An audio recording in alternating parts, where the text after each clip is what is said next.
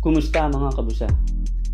Ipinahayag ni Coach Steve Kerr sa pagtatapos ng FIBA World Cup ang kanyang pagkadismaya matapos matalo sa Germany sa semifinals at sa Canada para sa bronze medal. Sinabi niya na mahirap magpanatili ng magandang pagsasama sa team dahil sa pabago-bago ng manlalaro taon-taon at ayon rin sa kanya, malaki ang pagkakaiba ng NBA at FIBA.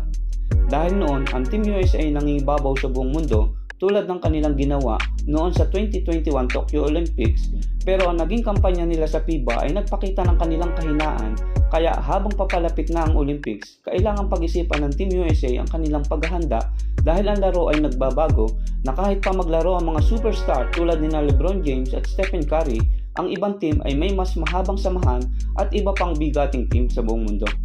Sa ngayon, todo naman ang pagdiriwang ng Germany matapos makuha nila ang tropeyo sa FIBA World Cup 2023 at marami mga fans na nagtatanong kung magkano ba ang makukuha nilang premyo sa pagtatapos ng FIBA World Cup. Ang system ng premyo sa FIBA ay batay sa isang prize pool.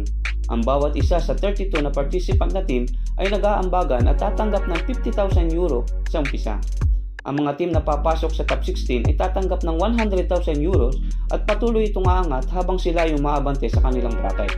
At hindi pa tiyak ang kabuuang matatanggap nila para sa FIBA 2023, pero noong 2019, ang team na nag-uwi ng tropeyo ay halos nakatanggap ng $2.5 million mula sa 15 million prize pool. At dahil sa inflation, ang makukuhang premyo ng Germany ay maaring umabot sa $3 million.